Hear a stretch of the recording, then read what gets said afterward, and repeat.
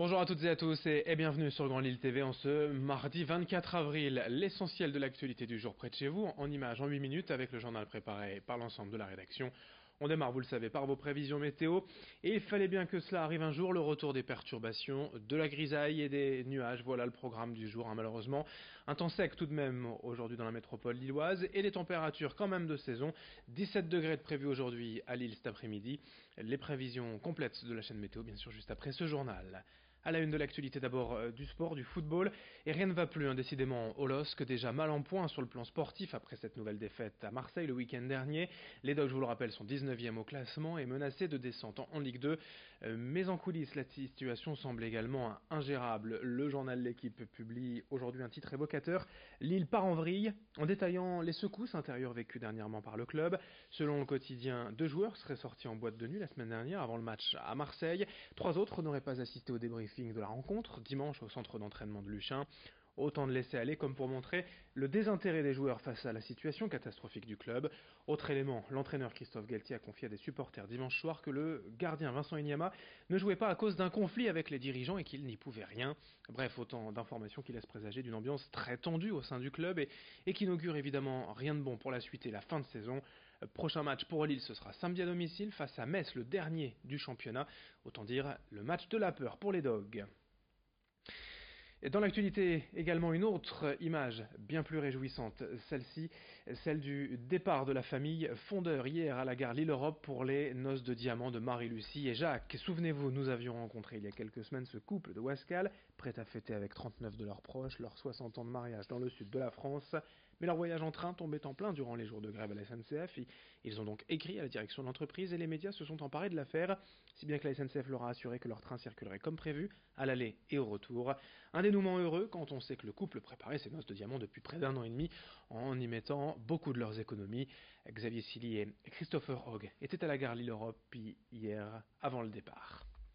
Moi, je m'attendais vraiment pas à une telle publicité, à une telle quantité de personnes s'intéressant à nous, mais j'allais dire finalement, bon, une grande famille où tout le monde s'entend parfaitement bien, c'est peut-être un bon exemple. On est arrivé ici tout à l'heure, une dame qu'on ne connaît pas, pas du tout, est venue vers nous en disant oh, j'ai vu votre histoire comme ça par hasard dans le journal.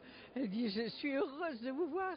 Et demi-journée par demi-journée, vous savez, on voyait se déclencher cet élan médiatique qui nous a étonnés et puis qui a fait que finalement le dénouement a été positif.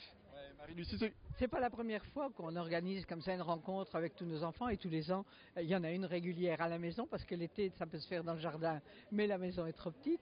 Mais bon, les enfants adorent se retrouver et puis qu'ils habitent Lyon ou la Normandie ou si, ils se retrouvent avec un tel bonheur que voilà, c'est tout. Une belle histoire donc pour cette grande famille à qui l'on souhaite désormais de bonnes vacances et de joyeuses noces de diamants. Pour les autres usagers de la SNCF, évidemment, la grève se poursuit aujourd'hui et tout comme hier, environ 15% des TER et intercités seront en circulation, 2 TGV sur 5, 160 quarts de substitution prévus et toutes les infos trafic en temps réel sur ter.sncf.com et sur l'appli SNCF. Dans ce journal également quelques images de répétition d'un spectacle tout à fait particulier. Le 30 mai, à Lille, salle Ola Maxima de Lacato, aura lieu l'unique représentation d'un projet monté pour et par des personnes sans domicile fixe. L'association Magdala organise ce spectacle avec une vingtaine de personnes de sa communauté. Tous ont vécu des parcours de vie difficiles, mais ils ont aussi la volonté de s'en sortir. Sur scène, ces comédiens amateurs évoquent leur situation, leurs difficultés du quotidien et leur envie d'une vie meilleure. En répétition, ils sont accompagnés par des professionnels, un metteur en scène et une scénariste. Leur témoignage au micro de Vincent Vieillard. une liberté. Une liberté d'exprimer ce que la vie nous fait. Voilà. C'est oppresser les personnes, ça va bien 5 minutes, mais au bout d'un moment, il faut aussi expliquer aux personnes qui gouvernent que les choses qu'ils font ne sont pas toujours les bonnes. Une certaine liberté, je dirais, dans le sens où quand on côtoie la rue, on n'est pas forcément écouté, alors qu'ici, on a quand même ce qu'on appelle entre guillemets un porte-voix, donc qui peut éventuellement nous servir de tremplin. J'ai vu beaucoup de personnes que le temps a emporté et je me rappelle d'eux comme si c'était hier et que moi aussi, des fois, la vie a failli m'emporter et que je suis resté tel que je suis. Dans cette édition également, si chaque commune de la région ou presque dispose depuis toujours d'une baraque à frites dans le centre de l'île, sur la Grand Place, ce n'était plus le cas depuis les années 70. Anomalie en quelque sorte réparée depuis plusieurs jours avec la friterie Meunier. Le patron de l'établissement, Arnaud Meunier, avait cette idée en tête depuis bien longtemps, mais il a attendu de trouver le bon emplacement pour ouvrir cette friterie. Ici sont mises en avant les frites bien sûr, mais aussi les croquettes faites maison. Et pour montrer la qualité du produit, tout est fait en vitrine à la vue du client. Si vous rêviez d'un bon cornet de frites au soleil avec vue sur la déesse, voilà de quoi se faire plaisir. Alexis Tessier est allé à la rencontre du patron de cette friterie Grand Place. Pour le coup, on n'en faisait pas au parc, donc on a travaillé sur les recettes et on s'aperçoit que en fait aussi les gens sont heureux de trouver ce produit qu'on trouve nulle part ailleurs. Et donc on fait d'autres choses, on fait des produits de friterie traditionnels, les américains, fricadelles maison, saucisses, tout ça. Mais les croquettes, vous avez 4 parfums différents pour le moment. Je pense qu'on en fera tout au long de l'année avec pour les périodes d'hiver d'autres recettes. On est parti sur 4 recettes actuellement, mais je pense que c'est quelque chose qu'on va vraiment développer.